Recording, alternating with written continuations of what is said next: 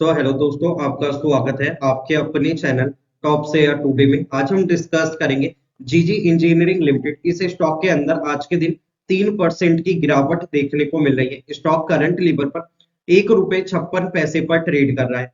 इस स्टॉक के अंदर पीछे के 6 महीने के देखें तो लगभग 32% की गिरावट देखने को मिल चुकी है और 3 महीने में 12.5%। अगर आप इस स्टॉक में पोजीशन बनाना चाहते हैं तो कुछ इन बातों का खास ध्यान रखें।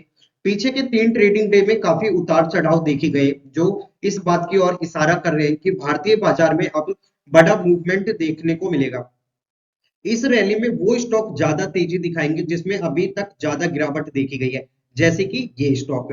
बजट से पहले इन स्टॉक में पोजीशन बनाएं स्टॉप लॉस के साथ।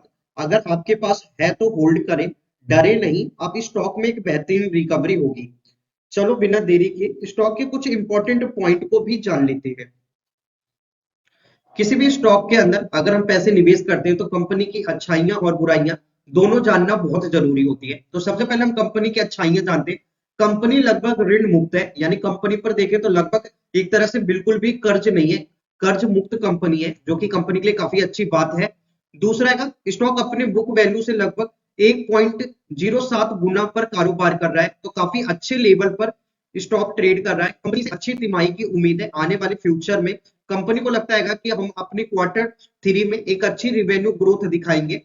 और चौथा पॉइंट है, कंपनी पिछले 5 वर्षों में 18.9% CAGR की अच्छी लाभ वृद्धि दर्ज कर रही है, यानी लगातार पीछे के 5 वर्षों में देखें तो कंपनी का CAGR लगातार एक ग्रोथ में चल रहा है।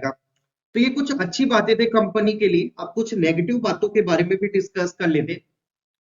पहला पॉइंट है, हालांकि कंपनी बार बार मुनाफा दर्ज कर रही है लेकिन वह लाभांश कर का भुगतान नहीं कर पा रही है, मतलब अपने प्रमोटर को प्रॉफिट नहीं दे पा रही है। कंपनी प्रॉफिट तो कर रही है पर अपने लाभांश को, यानी अपने प्रमोटर अपने इक्विटीज को भुगतान नहीं कर पा रही है। पिछले तिमाही के तुलना में प्रमोटर होल्डिंग में कमी आई है, लगभग आधे परसेंट की, यानी जो प्रमोटर है वो थोड़े से स्टॉक अपने बेचे हैं, जो कि काफी ज्यादा नहीं बेचा है पर लगभग आधे परसेंट उन्होंने अपनी होल्डिंग कम करी है। प्रमोटर होल्डिंग कम है, जो कि लगभग 1.26% है, यानी अगर हम प्रमोटर की होल्डिंग देखें तो वो काफी कम है और पिछले पॉइंट में हमने देखा वो भी कम होती हुई नजर आ रही है।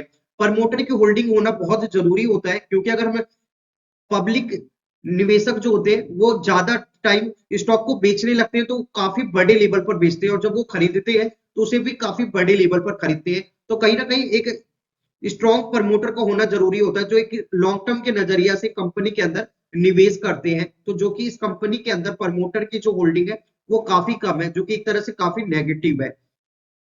लास्ट पॉइंट है, कंपनी पर 221 दिनों का कर्ज है, यानी लगभग 221 दिन का भी कर्ज बाकी है, जो कि काफी लंबा समय है। तो ये कुछ नेगेटिव बातें थी जो इस कंपनी के बारे में जानना बहुत जरूरी था।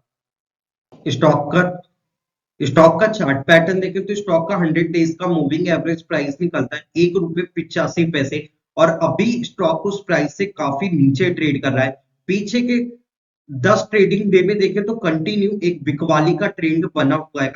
स्टॉक का जो RSI है वो भी काफी नीचे पर ट्रेड कर रहा है, लगभग 20 के इंडेक्स के पास में, जो कि एक स्ट्रॉन्ग बेरिश ट्रेंड को फॉलो कर रहा है। ये गिरावट आगे भी बनी रह सकती है, क्योंकि पहले स्टॉक में एक सपोर्ट लेवल था ₹1.55 पर, और स्टॉक ने उस प्राइस को भी ब्रेक डाउन कर चुका है। तो स्टॉक में ये गिरावट आगे देखने को मिल सकती है। इसलिए अगर आपके पास स्टॉक है तो आप नीचे में ₹1.49 पर स्टॉप लॉस रखें, करंट लेवल से लगभग 2 पैसे नीचे, क्योंकि अगर स्टॉक 50 पैसे से नीचे जाता है तो वहां पर आपको एक रिवर्सल दिखा सकता है।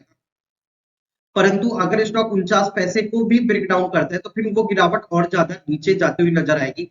इसलिए आपको वहां पर एग्जिट कर लेना चाहिए। अगर स्टॉक यहां से बाउंस बैक दिखाता है तो ऊपर के टारगेट ₹1.85।